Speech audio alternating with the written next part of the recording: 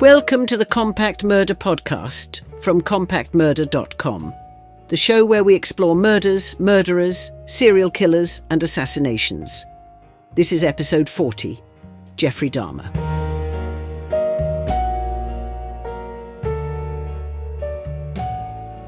He was quiet, polite, and unassuming, the kind of neighbour you barely noticed. Maybe he played music a little too loud sometimes, or maybe there was a strange smell now and then, but nothing that would lead you to think he was a monster. But behind the door of apartment 213 of the Oxford Apartments in Milwaukee, Wisconsin, was one of the most horrifying crime scenes in American history. Jeffrey Dahmer murdered 17 young men and boys between 1978 and 1991. His crimes weren't just about killing. They were about control, compulsion, and the darkest urges imaginable: dismemberment, necrophilia, cannibalism. And through it all, he crept through the world, completely unnoticed. This is the story of the Milwaukee cannibal. Jeffrey Dahmer was born on May 21, 1960. His early life wasn't marked by violence or abuse, but it wasn't peaceful either. His parents, Lionel and Joyce, had a turbulent marriage. There were constant arguments, emotional instability, and by most accounts Jeffrey was a lonely child. He was curious, unsettlingly so. From a young age he showed an interest in dead animals, dissection, and bones. Some kids poke at ants. Dahmer collected roadkill and kept it in jars.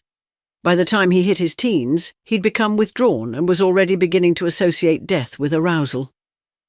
At 18 he committed his first murder. It was 1978.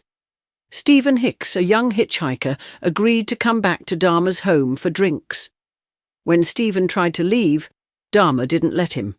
He bludgeoned him with a dumbbell and later dismembered the body.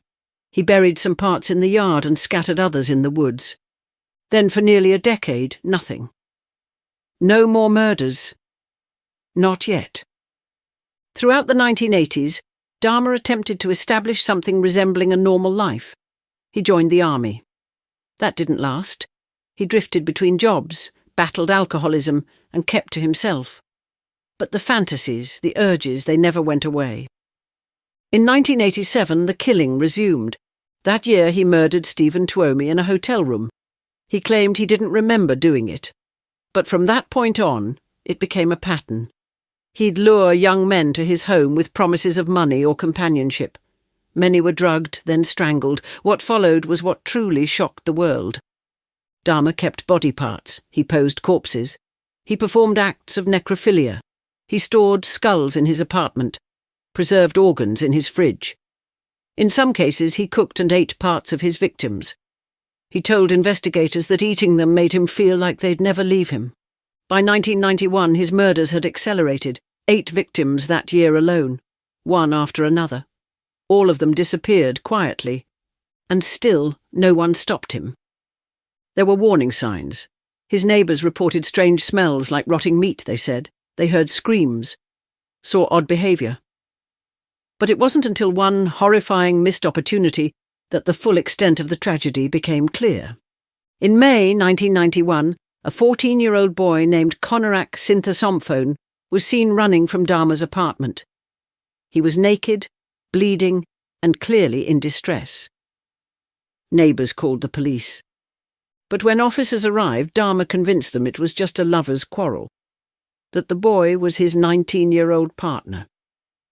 Despite protests from neighbours and obvious red flags, the officers returned Conorak to Dahmer's custody. Within an hour, the boy was dead.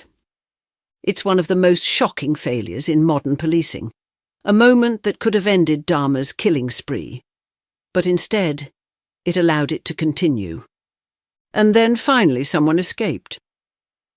On July 22, 1991, Dahmer brought Tracy Edwards back to his apartment, just like the others.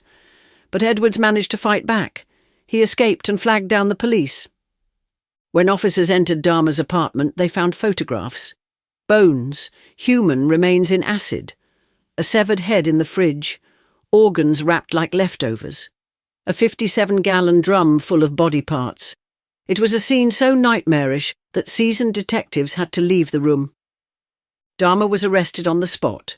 He confessed in full, calmly, methodically, as if recounting a routine.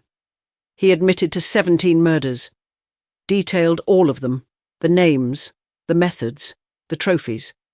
In January 1992, he went on trial. He pleaded guilty, but insane. The jury disagreed. He was found legally sane and fully responsible. He was sentenced to 15 consecutive life terms. In prison, Dahmer said he found God. He was baptized, he read the Bible, he said he felt remorse. But many weren't interested in redemption. They wanted justice. On November 28, 1994, justice of a kind arrived. While cleaning the prison gym bathroom with 2 other inmates, Dahmer was beaten to death with a metal bar by Christopher Scarver, a fellow prisoner. Dahmer died of his injuries shortly after. He was 34 years old. Some said it was closure. Others said it robbed the victims' families of the full extent of his punishment. But either way, the story of Jeffrey Dahmer was over. Or was it? Because in many ways Dahmer's case lives on. It raised hard questions about how police treat minority communities. Many of his victims were black, Latino, or Southeast Asian. Many were poor. Some were sex workers. They were men who could vanish without headlines. It also exposed the way society deals with mental illness and how someone so clearly disturbed could fly under the radar for so long. And then there's the media, movies, documentaries, Netflix specials. There's endless fascination, but not always empathy.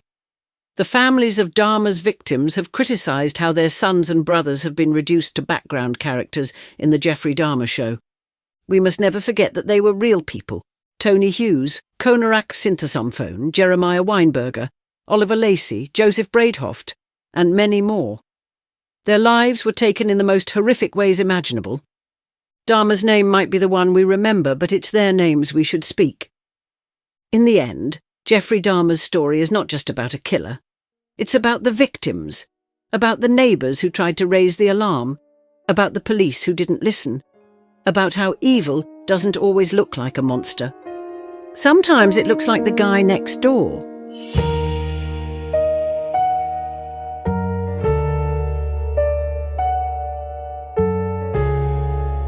I hope you enjoyed that episode of the Compact Murder Podcast from compacthistories.com.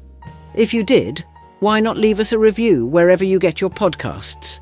And while you're there, don't forget to subscribe so you don't miss any future episodes. If you would like to support us more directly, please consider buying us a coffee. Head on over to compacthistories.com/murdercoffee to see how. Also, please check out our other Compact podcasts. You will find them all at compacthistories.com. Thanks for listening. I'll see you next time.